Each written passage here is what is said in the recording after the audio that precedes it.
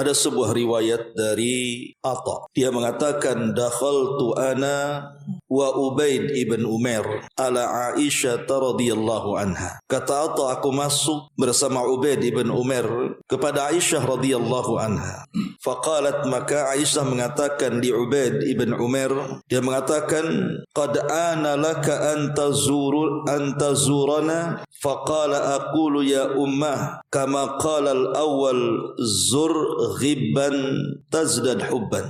Kata Aisyah radhiyallahu anha, dia mengatakan, sungguh kamu telah bersikap baik dengan datang kepadaku. Maka berkatalah Ubaid kepada Aisyah radhiyallahu anha, aku katakan kepadamu wahai ibunda tercinta, sebagaimana orang dulu pernah mengatakan, jarang-jaranglah berkunjung karena itu akan menanamkan kecintaan. Kemudian Ubaid bertanya kepada Aisyah radhiyallahu anha, akhbirina bi'ajabi syai'in ra'aitihi min Rasulillah sallallahu alaihi wasallam. Wahai ummul mukminin, bisa enggak kau ceritakan kepada kami sesuatu yang paling menakjubkan yang kau lihat dari Nabi sallallahu alaihi wasallam? Fasakatat, maka Aisyah radhiyallahu anha pun terdiam.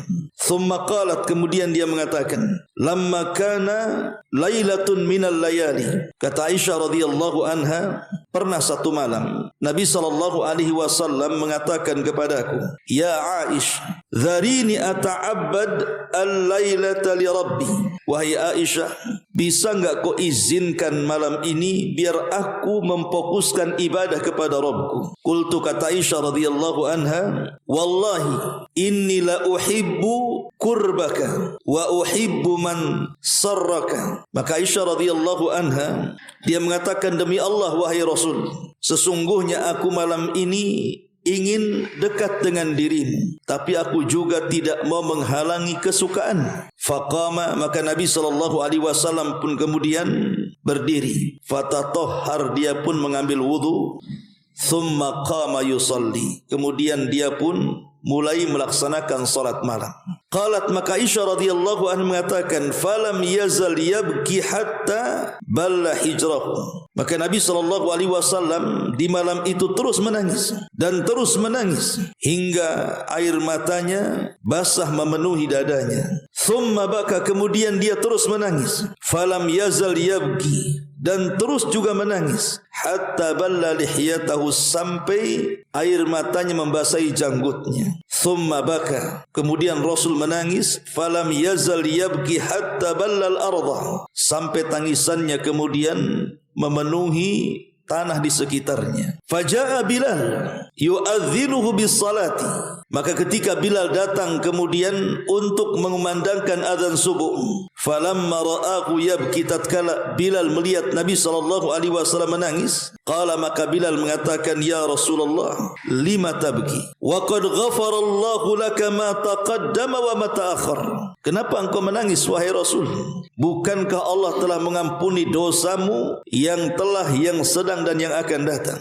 Qala, maka Nabi sallallahu alaihi wasallam mengatakan, afala akunu abdan syakura. Ya Bilal, salahkah aku menjadi hamba yang bersyukur? Laqad nazalat alayya al-lailata ayah wailun liman qara'aha wa lam yatadabbaraha. Semalam wahai Bilal, telah turun kepadaku satu ayat, celaka bagi orang-orang yang membaca ayat ini tapi tidak mau merenungkannya. Kemudian Nabi SAW membacakan, inna fi khalqis samawati wal ardi wa ikhtilafil laili wan nahari la ayatin liulil albab alladzina yadhkuruna Allaha qiyaman wa qu'udan wa ala junubihim wa yatafakkaruna fi khalqis samawati wal ard Rabbana ma khalaqta hadza batilan subhanaka faqina adzabannar. Sesungguhnya dalam penciptaan langit dan bumi itu dan silih bergantinya malam dan siang itu terdapat tanda-tanda bagi orang-orang yang berakal. Siapa orang yang berakal? Orang-orang yang mengingat Allah sambil berdiri, sambil duduk dan sambil berbaring.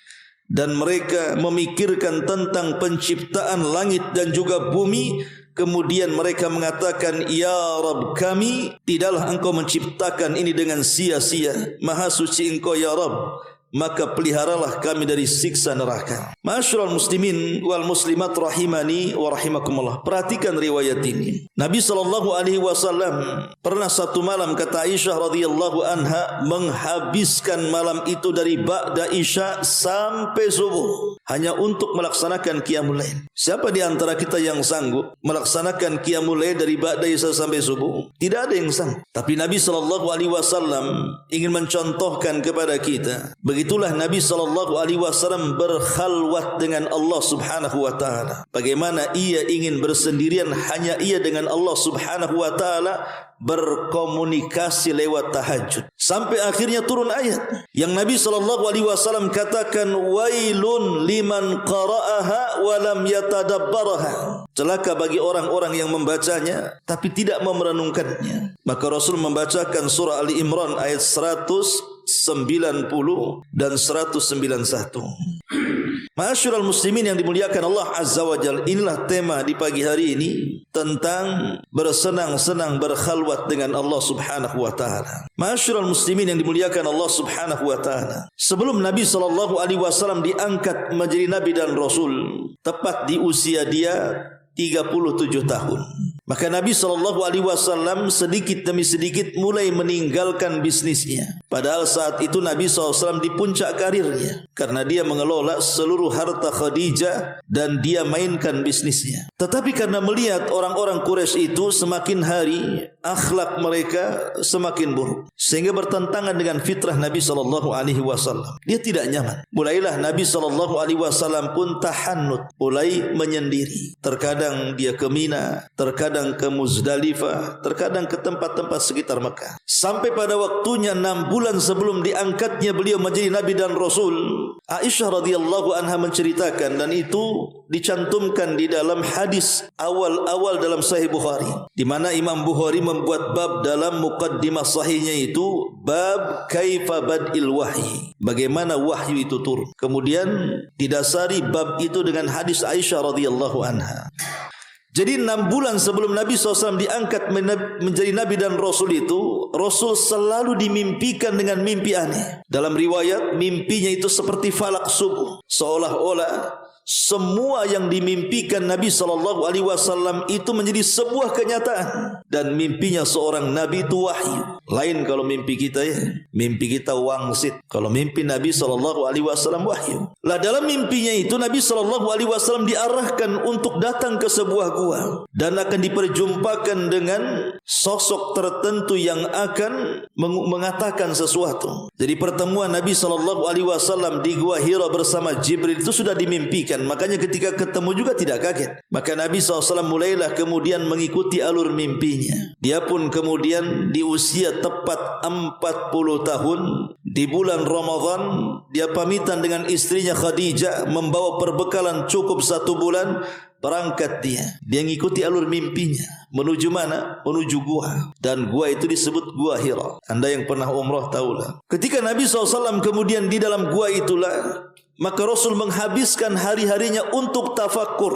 Karena di saat itu belum ada syariat yang mensyariatkan Rasul untuk melakukan ibadah. Diangkat jadi Nabi aja belum. Jadi Nabi SAW beribadah itu mengikuti fitrahnya, tafakkur, memikirkan kondisi orang-orang Quraisy itu semakin hari semakin jauh dari norma-norma kebaikan. Lah ketika Nabi SAW sudah 20 hari lewat dalam gua itu, tepat di 10 akhir Ramadan, atau lebih tepatnya lagi di tanggal-tanggal ganjil, disinilah Nabi SAW kedatangan Jibril alaihi salam dalam bentuk yang sangat indah sekali, menyerupai manusia. Karena ingat, Jibril ini kalau mendatangi Nabi SAW biasanya dia akan menyerupai seorang sahabat namanya Dihyatul Kalbi. Itu sahabat paling ganteng dari sahabat orang-orang muhajirin. Dalam biografinya Dihya itu, dia kalau safar ke Syam untuk berniaga, saking gantengnya wanita-wanita Syam itu tidak pernah berkedip melihatnya. Maknanya apa? Kenapa Jibril menyerupai Dihya? Supaya tidak menakutkan. Dan Nabi SAW enjoy bertemu dengan dia. Makanya dia selalu menyerupai Dihyatul Kalbi. Sampai Aisyah radhiyallahu anha pernah salah paham ketika setelah perang Ahzab menang kaum muslimin. Kemudian Nabi SAW langsung melepaskan baju baju besinya kemudian mandi. Tiba-tiba kemudian datang Jibril dalam bentuk dihya dengan menggunakan tunggangan kuda, memanggil-manggil dari luar agar Rasul keluar. Maka kemudian Jibril ini dalam bentuk dihya mengucapkan sesuatu dari atas kuda kepada Nabi yang sedang berada di bawahnya dan mengatakan, ya Muhammad, malaikat-malaikat saja belum melepaskan baju besi dan pedang-pedang mereka. Kenapa kau lepaskan? Pakai lagi katanya. Karena kita akan menyerbu Bani Quraidah. Katakan kepada para sahabat, idhabu ila Bani Quraidah fala tusalliyanna ahadakumul asra illa fi Bani Quraidah. Bilang sama para sahabat, pergi kepung Bani Quraidah dan jangan solat asar di jalan kecuali sampai di Bani Quraidah. Lah Aisyah radhiyallahu anha memandang, kok bisa dihya yang berada di atas kuda berbicara kepada Rasulullah yang ada di bawahnya. Ini kan tidak sopan. Karena Aisyah tidak tahu kalau itu jelmaan Jibril. Tapi selepas itu kemudian ketika dihya sudah pergi, kemudian Aisyah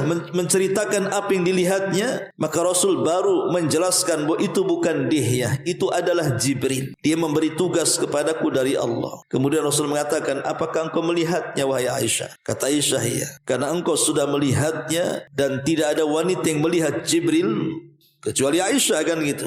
Engkau akan mengalami kebutaan di akhir hayatmu. Dan betul apa yang disabdakan Rasul, Aisyah radhiyallahu anha mengalami kebutaan di akhir hayatnya. Saking dia buta tidak bisa melihat sesuatu, kadang-kadang dia meraba-raba barang di rumahnya. Jadi kalau dia teraba barang, dia mengatakan kepada pembantunya, kemari, sedekahkan barang ini kepada fulan ibn fulan. Kemudian besoknya meraba barang lagi. Kemudian dia mengatakan kepada pembantunya, barang ini sedekahkan kepada fulan ibn fulan, sampai habis satu rumah. Sampai pembantunya mengatakan, ya Ummul Mukminin, sekarang sudah tidak ada barang yang akan kau sedekahkan. Kenapa kau lakukan seperti itu? Maka Aisyah radhiyallahu anha mengatakan, karena aku tahu akhirat jauh lebih baik dibandingkan dunia. Maka selang dari peristiwa itu Aisyah meninggal dunia. Meninggal di atas kebiasaan bersedekah. Itu naik husnul khatimah namanya. Ma'asyiral muslimin yang dimuliakan Allah Subhanahu wa taala. Singkatnya adalah ketika Nabi SAW kemudian berada di gua tepat di bulan Ramadan, tepatnya di 10 akhir Ramadan dan tepatnya lagi di tanggal-tanggal ganjil, Jibril datang menemui Nabi SAW yang sedang tahannut. Tiba-tiba Jibril merangkul Rasul kemudian membisikkan di telinganya, Iqra ya Muhammad, baca wahai Muhammad. Nabi SAW rajulun ummi, dia tidak bisa baca, tidak bisa nulis. Disuruh baca, ya tidak bisa baca. Makanya dia mengatakan, ma'ana biqari, aku tidak bisa baca. Sampai 3 kali. Baru kemudian Jibril mengatakan, Iqra bismi rabbikal ladzi khalaq, khalaqal insana min 'alaq, Iqra wa rabbukal akram alladzi 'allama bil qalam 'allamal insana ma lam ya'lam. Turunlah surah Al-Alaq ayat 1-5 yang menandakan bahwa Nabi SAW telah diangkat menjadi Rasul, menjadi Nabi. Baru 6 bulan setelah peristiwa ini, baru kemudian turun surah Al-Mudassir, sama juga ayat 1-5. Kemudian Rasul didaulat menjadi Rasul. Makanya para ulama sejarah mengatakan, nubbi'a bil alaqi wa ursila bil mudaththiri. Diangkat jadi Nabi dengan surah Al-Alaq sebagai SK-nya dan diangkat menjadi Rasul dengan turunnya surah Al-Mudaththir. Ma'asyiral muslimin yang dimuliakan Allah Azza wa Jalla, ikhwatu fid din, azzani Allah wa iyyakum.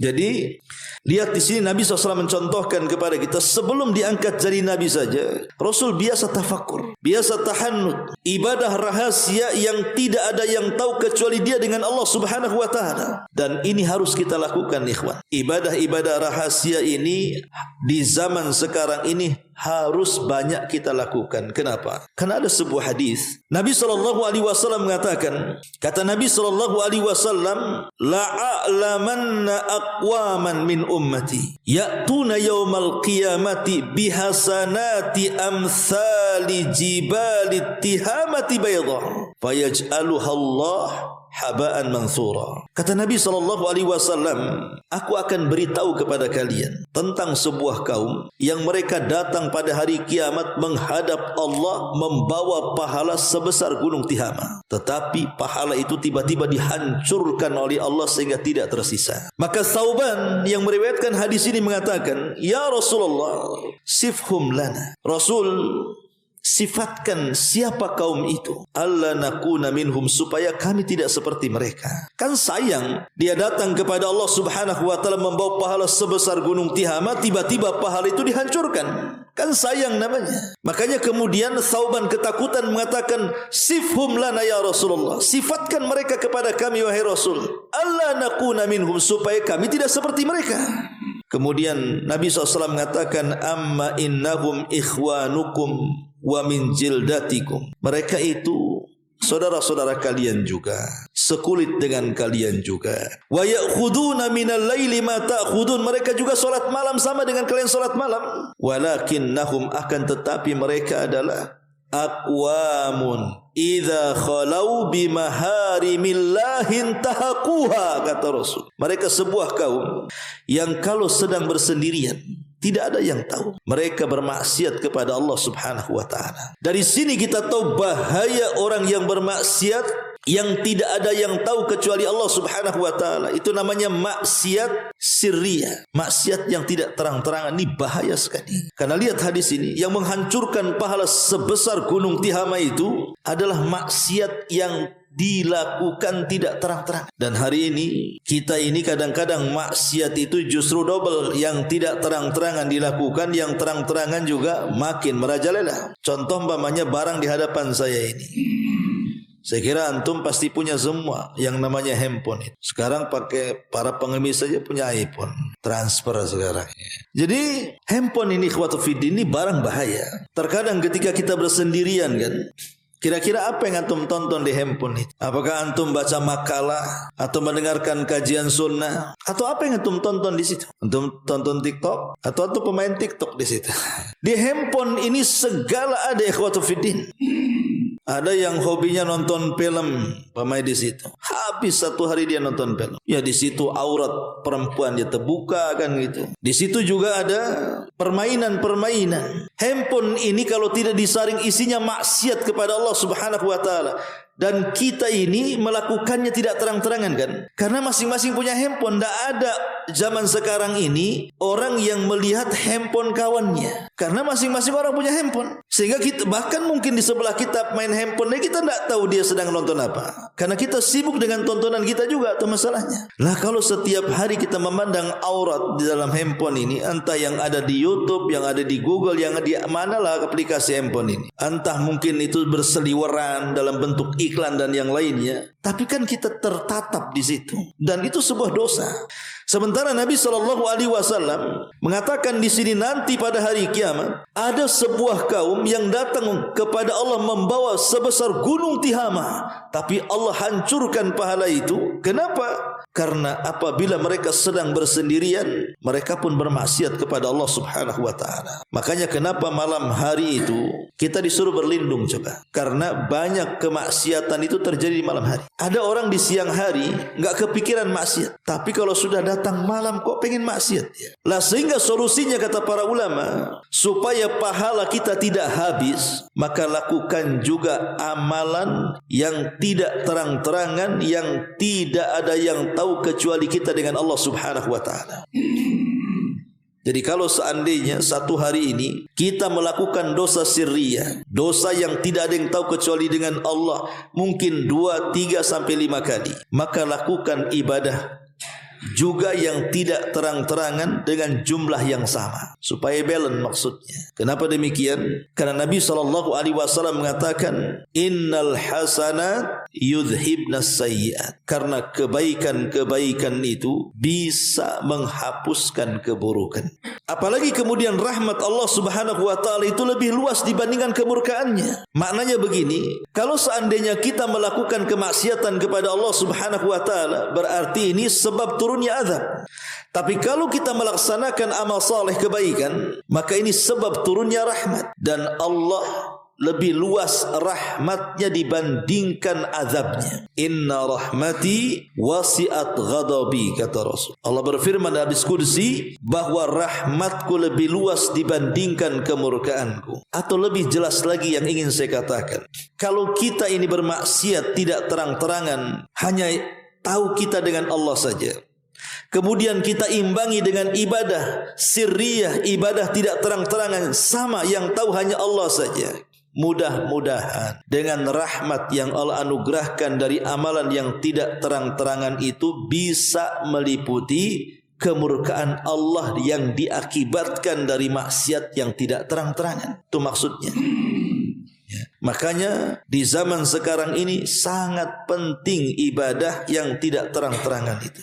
Bagaimana caranya kita beribadah supaya orang tidak tahu? Sebelum itu saya akan jelaskan beberapa hadis yang sangat penting yang berkaitan dengan bab ini. Nabi SAW mengatakan dalam sebuah hadis yang dikeluarkan Imam Muslim, Innallaha yuhibbul abdal khafi.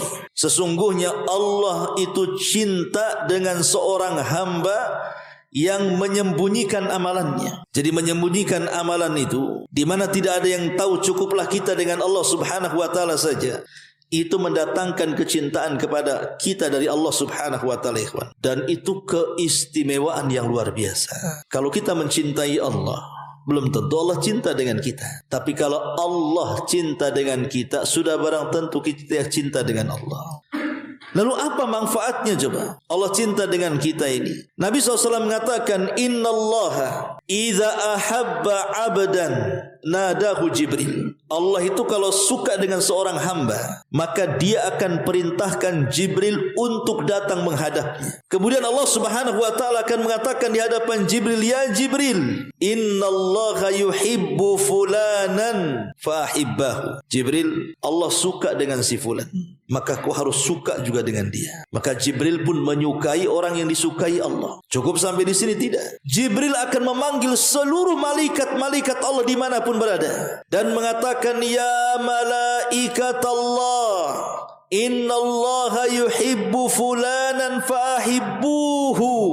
Hei malaikat-malaikat Allah. Karena Jibril ini kan ketuanya, pemimpinnya. Dia berhak mengatur malaikat-malaikat di bawahnya. Sehingga Jibril mengatakan, hei malaikat-malaikat Allah, dimanapun kalian berada, Allah sudah mencintai si fulan, maka kalian juga harus mencintai si fulan. Maka semua malaikat mencintai orang yang dicintai Allah Subhanahu wa taala dan orang yang dicintai Jibril. Lihat, kalau Allah sudah cinta dengan kita, semua malaikat cinta dengan kita.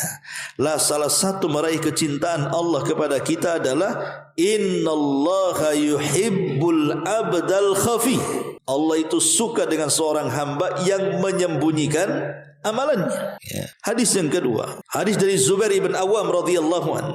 Nabi SAW mengatakan, Man istata'a minkum an yakuna lahu khab'un min amalin salihin falyaf'al. Siapa di antara kalian yang sanggup untuk melakukan amal saleh yang tidak ada yang tahu kecuali dia dengan Allah, lakukanlah. Karena amal saleh yang kita lakukan tanpa sepengetahuan manusia, cukup kita dengan Allah Subhanahu wa taala, berarti amal saleh itu dipastikan di atas keikhlasan. Ingat, sebuah amalan kalau antum berusaha sembunyikan, berarti amalan itu ikhlas. Dan amalan ikhlas itu pasti pengaruhnya besar, akan mempengaruhi.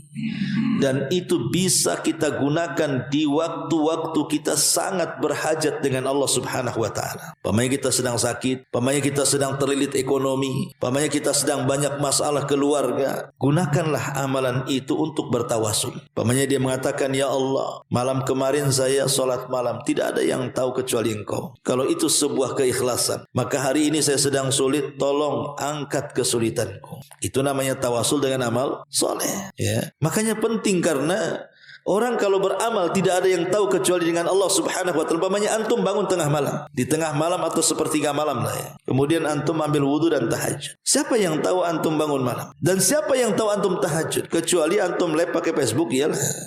Lagi surat malam gitu ya, di live kan ya, atau sengaja umpamanya WA kawannya, bangun udah sholat, itu ngasih tahu namanya.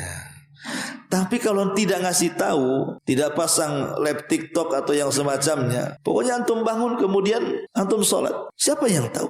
Justru ketika kemudian dia betul-betul merasakan kenikmatan berkhalwat dengan Allah Subhanahu wa taala, maka antum tidak akan takut apapun di malam itu.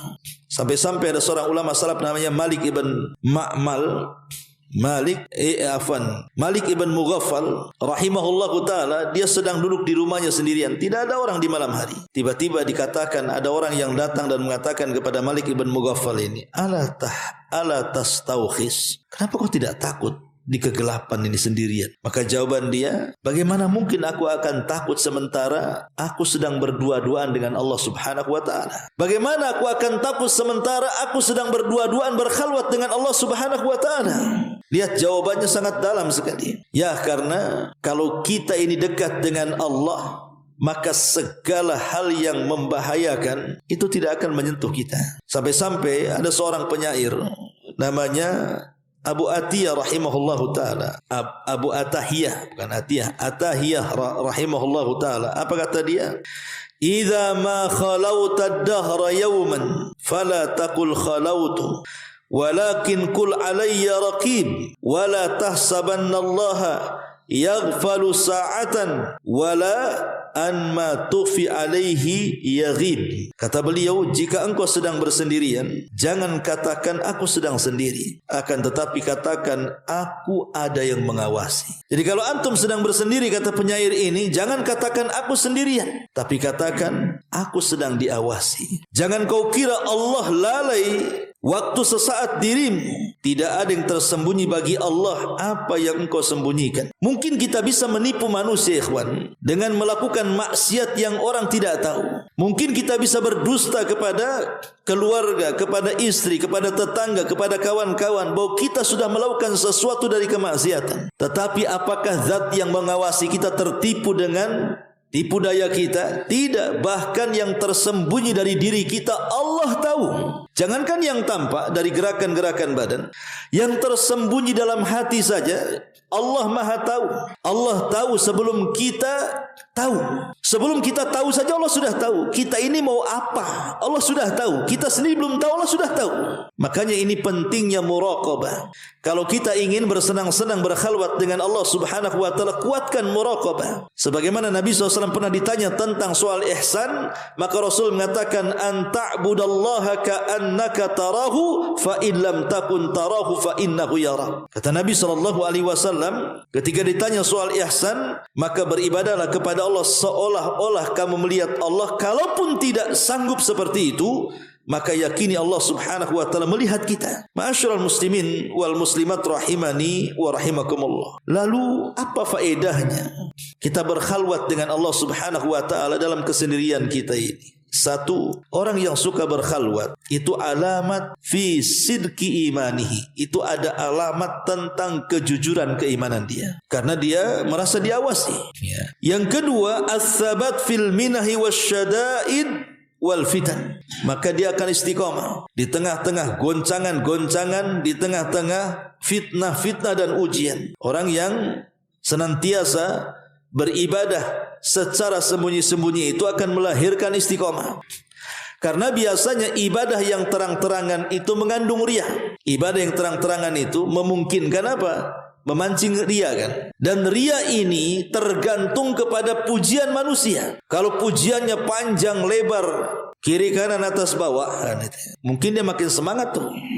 Tapi kalau pujiannya pendek gitu ya, tak menarik, berhenti dia beramal. Orang riya ini dia rajin beramal itu sesuai dengan pujian dia. Kalau ada pujian, nah lanjut istiqomah. Kalau tak ada pujian, buat apa juga, kan gitu. Karena dia beramal bukan karena Allah, dia beramal kepada manusia. Tetapi orang-orang yang beribadah bersendirian, tidak ada yang tahu kecuali dengan Allah Subhanahu wa taala, maka akan melahirkan sabat istiqamah. Karena dia tidak peduli, sudah terbiasa ibadah sendiri. Mau dilihat, mau tidak dilihat, mau didengar, mau tidak didengar, enggak ada urusan.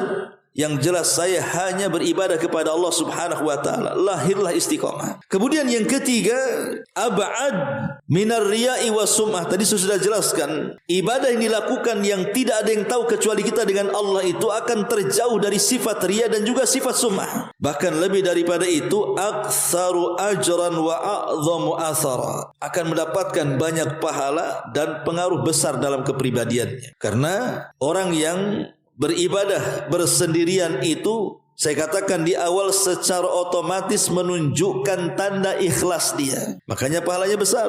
Ya, karena dia harus melawan apa? Melawan riya, melawan sum'ah, melawan malas dan begitu seterusnya kan itu. Kemudian juga salahul qalbi. Hatinya akan bersih, terbebas dari segala kesyirikan, terutama syirkul asghar tadi. Bahkan Allah Subhanahu wa taala akan memuji orang-orang yang seperti ini, sebagaimana Allah Subhanahu wa taala di banyak Al-Qur'an menjelaskan bagaimana ibadah-ibadah yang tidak terang-terangan itu luar biasa pahalanya, luar biasa besar. Contoh umpamanya Nabi SAW ketika bicara soal sepertiga malam akhir, Nabi mengatakan yanzilu rabbuna ila sama'id dunya fi kulli thuluthil lailil akhir wa dzalika kulla lailatin. Allah itu turun ke langit dunia dan itu di sepertiga malam akhir, dan itu setiap malam, bukan sebulan sekali, setiap malam Allah itu turun. Untuk apa Allah turun ke langit dunia coba? Untuk menawarkan kepada kita hamba-hambanya, mengundang kita lah sepertiga malam. Allah mengundang kita setiap sepertiga malam. Kemudian setelah mengundang Allah tawarkan, man yad'uni fa astajibalah. Siapa yang berdoa di waktu itu kukabulkan. Wa man yas'aluni fa utiya. Siapa yang minta ku kasih. Wa man yastaghfiruni fa aghfirullah. Siapa yang minta ampun ku ampuni. Coba bayangkan, setiap malam kita diundang. Di sepertiga malam setelah diundang, Allah kasih 3 perkara lagi. Sekaya-kayanya manusia ikhwan tidak bisa menawarkan kekuasaan dan kekayaannya seperti yang Allah tawarkan. Setiap hari masalahnya setiap sepertiga malam dia mengatakan, siapa yang minta aku kasih, siapa minta aku kasih. Padahal yang minta itu kalau satu dunia dikumpulkan semua minta, pasti permintaannya berbeda, tapi Allah sanggup memberikannya. Tapi nampaknya undangan Allah itu kurang tertarik kita ini. Kalau saya buat analogi seperti ini, umpamanya ada seseorang itu ajudan wali kota ataupun ya lebih di atas itu, provinsi lah, gubernur. Pak Gubernur itu dari Jakarta mau pulang ke Tanjung Pinang. Kemudian antum selaku pegawai bawahannya ditelepon, pesawat datang jam 3 malam, tolong jemput. Jemput gak tuh? Jemput lah, kalau gak dipecat dia nanti. Ya. Tetapi yang ingin saya katakan, pasti orang ini sebelum menjemput pimpinannya itu pasti akan mobilnya dicuci dulu. Nah mungkin nggak dicuci, ya kan? Kemudian pakaiannya pun rapi. Kalau bisa 1 jam sebelumnya sudah di bandara, kan begitu ya? Ada protokolnya lagi. Coba bayangkan, ini yang dijemput setingkat wali kota, Bapak Wali Kota lah kan itu. Itu protokolnya sudah sedemikian rupa tuh. 1 jam sebelumnya sudah siap. Kemudian dikawal kepolisian. Kemudian pakaiannya harus rapi, harus wangi. Mandi dulu kalau bisa. 1 jam sebelumnya udah sibuk berangkat, takut kempes di jalan. Lah kok bisa kita ini kepada makhluk sedemikian rupa coba. Tapi Allah Subhanahu wa taala datang sepertiga malam akhir, ya tak ada juga yang bangun. Tak tertarik dengan undangan Allah. Jemputan Allah lah tak tertarik. Padahal dia yang menciptakan wali kota, dia yang menciptakan gubernur, dia yang menciptakan menteri, dia yang menciptakan presiden. Lah ini namanya apa? Kalau dalam bahasa Quran itu disebut tatfif namanya. Tatfif itu bukan hanya curang dalam timbangan, mengurang-urang takaran, mengurang-urang timbangan, mengurang-urang meteran, curang dalam dagang. Tatfif juga itu masuk kepada semua bab, termasuk ini, mengurang-urang hak Allah dan melebihkan hak makhluk. Ya, ini kan namanya mengurang hak Allah, dikurangi, hak makhluk diangkat. Jemput pemimpin saja masya Allah kan gitu. Jemput Allah sepertiga malam akhir, tak ada pun yang bangun. Bangun Ustaz, iya kencing tidur lagi. Ya karena kedinginan, mati nase kata, tidur lagi dia. Ya. Masyarul muslimin yang dimuliakan Allah Subhanahu wa taala.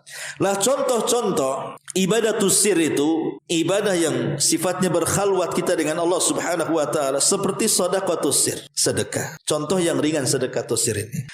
Kalau antum sebagai penjual atau pembeli, anggaplah antum sebagai penjual, ada orang jual buah-buahan, kemudian ada orang beli 1 kilo bang, duku, salak atau jeruk atau apa kan gitu. Ketika antum timbang, antum tambah sedikit, pembeli tidak tahu kalau antum tambah. Lah tambahan yang sedikit itu disebut sedekatu sir namanya. Kan pembeli tidak tahu kalau antum kasih lagi kan. Mana tahu, pekerjaan apapun kan bisa ditambah. Bisa ditambah. Mungkin tidak barangnya harganya dikurangi. Yang biasa umpamanya harganya umumnya umpamanya Harga lemari ini anggaplah 1 juta.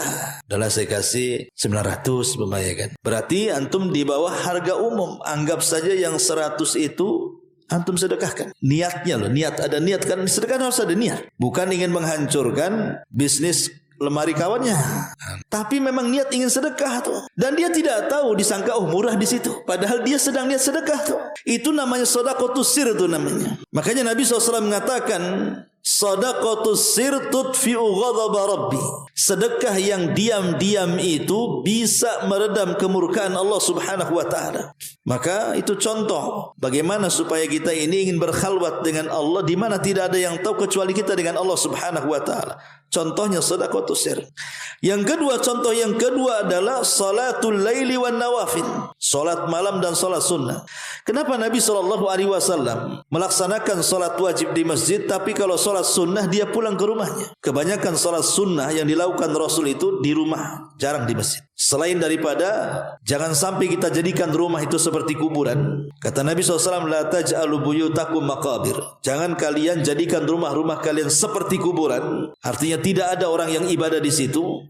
Maka gunakan sebagian ibadah kita di rumah kita. Lah ketika kemudian kita habis sholat wajib, kemudian pulang, antum sholat rawatib di rumah, siapa yang tahu? Kalau antum di masjid kan nampak tuh kawannya sholat rawatib kan. Tapi kalau antum pulang sholat di rumah, nggak ada yang tahu. Tidak ada yang tahu antum sedang sholat. Kecuali kalau mungkin ada istrinya, antum masuk ke kamar kuncilah.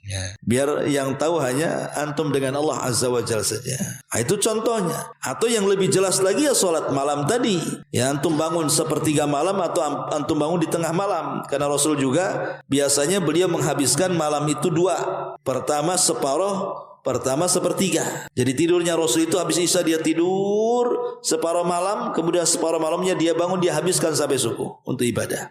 Atau Rasul tambah 2/3-nya dia tidur, nanti sepertiga malamnya dia bangun dan dia habiskan ibadah untuk subuh. Itulah tidurnya Nabi. Ya, dan ini ibadah paling ikhlas. Makanya Allah mengatakan asyaddu wat'aw wa aqwa mukila. Jadi ibadah malam hari itu sangat berasa, ada pengaruhnya. Ya salah satunya tadi keikhlasan yang tidak didapat pada ibadah-ibadah yang ada di siang hari. Karena ibadah di siang hari itu kan sudah ramai orang, ditonton orang. Tapi kalau ibadah di malam hari, siapa yang nonton? Tidak ada. Makanya itu salah satu bentuk ibadah tusir. Ataupun yang ketiga, puasa. Puasa ini termasuk ibadah tusir. Kita bisa berkhalwat dengan Allah lewat puasa. Pemanya hari Senin atau hari Kamis nih, antum kumpul berjalan. Kalau antum tidak ngaku puasa, tidak ada orang tahu antum puasa. Karena puasa itu tidak ada tanda-tanda. Lain kalau orang sholat nampak takbiratul ihram sampai salam nampak kan itu ya. Kalau haji umroh jelas nampak juga. Bahkan sebelum haji selamatan dulu makin nampak lagi kan itu.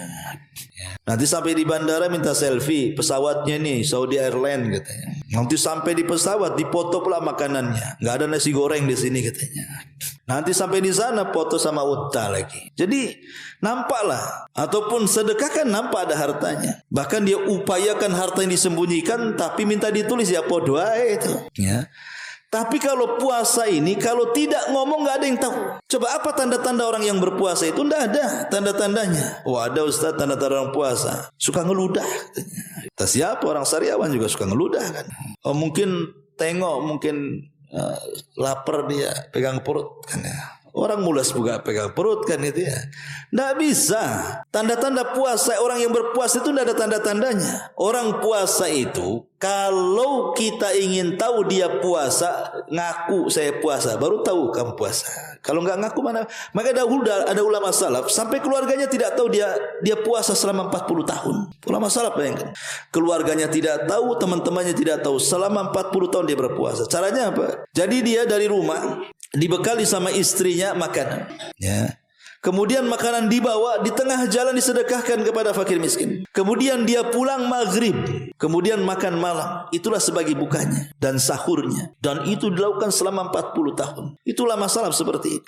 Bahkan ada ulama salaf itu yang sholat di dalam rumah tidak tahu istrinya bertahun-tahun kalau suaminya sedang sholat. Jadi kalau seandainya kemudian istrinya terbangun, maka dia berpura-pura tidur. Sampai seperti itu. Ya. Kalau kita kan terbalik kan gitu ya. Kalau gitu sholat kayak aku kalau ini dia bilang gitu. Itu kan jelas-jelas rianya kan. Sholatlah kayak aku katanya. Aku akunya itu disebut. Jadi biar orang tahu aku sholat jadinya kan. Intinya bahwa ini juga salah satu ibadatus sir. Kemudian juga contoh yang lainnya berzikir. Antum berzikir ini ibadatus sir yang paling mudah ikhwatu fiddin. Antum naik motor dari sini pulang, boncengan sama istri umpamanya kan. Antum baca tasbih, istri enggak dengar kan. Yang penting digerakkan saja lisan itu. Subhanallah, subhanallah. Mana ada yang dengar nih?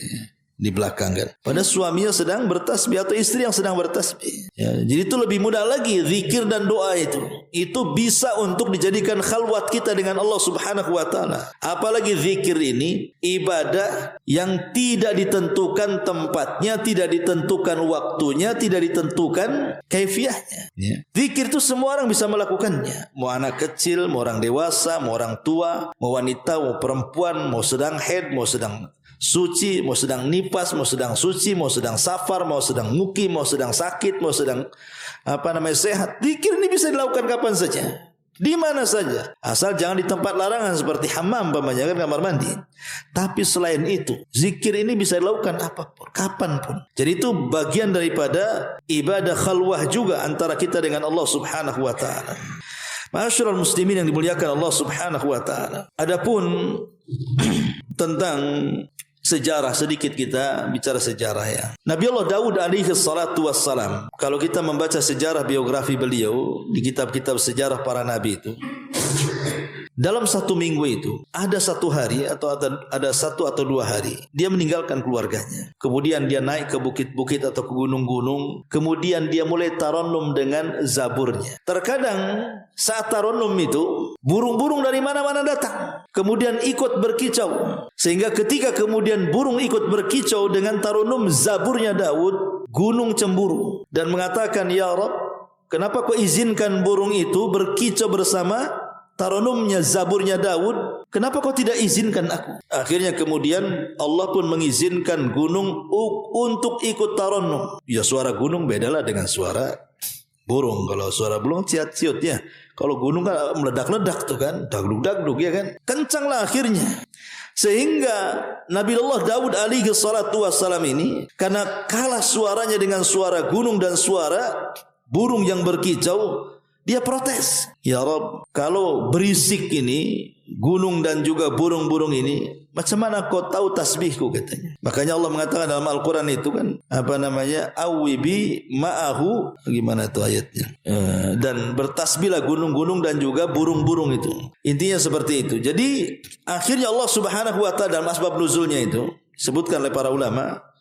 Jadi Allah Subhanahu wa taala mengirim Jibril untuk membawa Nabi Daud itu ke dalam lubang yang menembus bumi. Dibawa ke lubang dalam kali. Kemudian di dasar bumi itu Jibril mengambil sebuah batu, kemudian dipecahkan, rupanya ada ulat di situ. Kemudian Jibril mengatakan, "Coba dekatkan telingamu ke dalam ulat itu," katanya. Akhirnya didengarkan, rupanya Daud mendengar ulat itu sedang bertasbih. Kemudian Jibril mengatakan, "Ya Daud, kalau ulat ini di dasar bumi bertasbih dan Allah dengar, apalagi kau di atas bumi?" Ya, pasti Allah Subhanahu wa taala dengar kan gitu. Syahidnya adalah Nabi Daud dalam satu minggu itu dia akan sisihkan beberapa hari itu untuk menghindar semua manusia, karena dia kan pemimpin negara. Dia akan tinggalkan negaranya, dia akan tinggalkan keluarganya khusus untuk membaca zabur di atas bukit saja, sendirian antara dia dengan Allah saja, ditemani dengan burung-burung. Ya, maka kita pun sebenarnya harus ada waktu yang kita sisihkan untuk itulah. Ya, dalam ibadah yang Allah Subhanahu wa taala perintahkan kepada kita. Ya, cari gunung di sini kan, di mana sini gunung? Antum datang ke gunung saya. Kan itu bawa Quran kan itu ya. Kalau bisa panjat pohon. Ya itu ketahuan itu nantinya ya. Malah nanti dipoto pula jadi viral. Intinya bahwa ibadah yang sirriyah ini, Nabi SAW mengatakan bahwa aqrabu ma yakunu rabbu minal abdi fi jawfil laili. Yang paling dekat seseorang hamba dengan Rabbnya